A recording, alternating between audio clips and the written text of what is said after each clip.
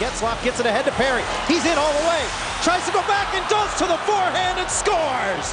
Corey Perry, and that's a huge goal for the Ducks. We're back on FSN Live. Christine Nubla here alongside Brian Hayward, and we'd like to welcome in the Ducks' leading goal scorer, Corey Perry. Corey, thanks for being with us. No problem. Thanks for having me. For our audience that isn't aware of why Corey isn't out there warming up right now, he actually suffered an injury earlier this month, a torn tendon in his right quadriceps. You had surgery. How are you feeling?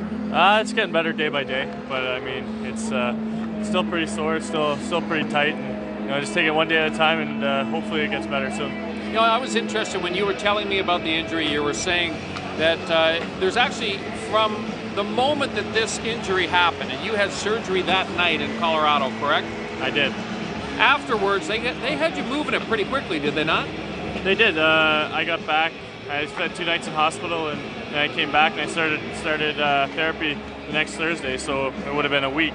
And when those things happen, you gotta get the scar tissue out. Got to keep moving it, and it was pretty straight for a week. So it was pretty tight. Now, I won't say that you're a guy that illegally interferes with the goaltender, but I would imagine over the course of your career, there's been a number of times that you have fallen on top of goaltenders before. Have you ever had anything even remotely close to this happen to you? No, I've never actually in my junior in the pro level ever missed a game due to injury. So except for the concussion I had in my first year, but never any broken bones or anything like that. So I mean, it's a pretty freak accident if you watch what really happened and how and where it got me. So tell us about what stage you're at in your therapy. What are the doctors, what are the athletic therapists telling you? Are you on track to get back at some point in the opening round, or do you hold out hopes that you might be able to come back a little bit earlier?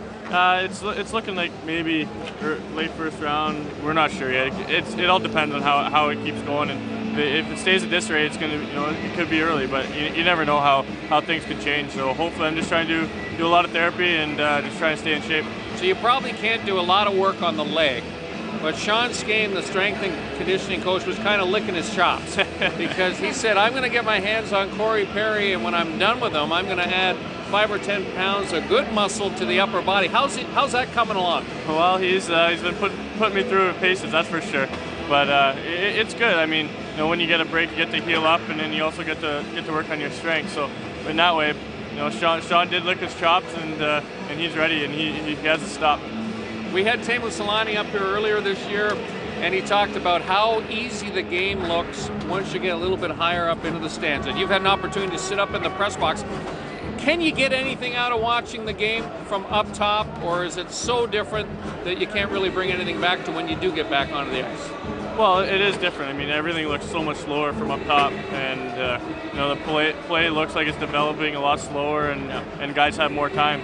But if you're out there and you got guys coming at you pretty quickly, that your time and space is pretty limited when you're out there. So it's one of those things that you gotta take, and you gotta use that and try to use it in your game. But Corey, sorry. Go ahead. You haven't been the only Duck that's been out of action. Obviously, Ryan Carter has missed action, and Chris Pronger currently serving a suspension. Have you guys been able to bond in a different way, considering you guys are with each other a lot more?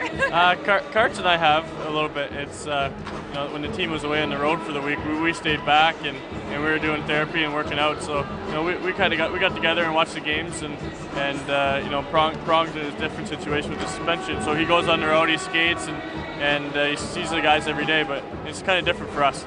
Final question tonight against the Kings. These games are always, there's a little bit more to them because you got a lot of Kings fans in attendance, and the intensity gets ramped up. You expect this one to be just as physical as they always seem to be? They should be. I mean, it's a rivalry between us and them, and nobody takes these games lightly. It goes against you get 2 points, and we're still working for to go get every point we can, and every point's crucial for us. So I mean, it's going to be a battle out there. It's going to be battling for space, and it's going to be a good game. Corey, we appreciate the time. Thanks so much, and we look forward to seeing you out there very soon. Thank you very much for having me. All right, Corey Perry, everybody. Folks, more to come here on FSN Live. We will talk to the captain of the Kings, Rob Blake, when we return. We'll be back right after this. Stay with us, everybody. The Freeway Face-Off is coming up.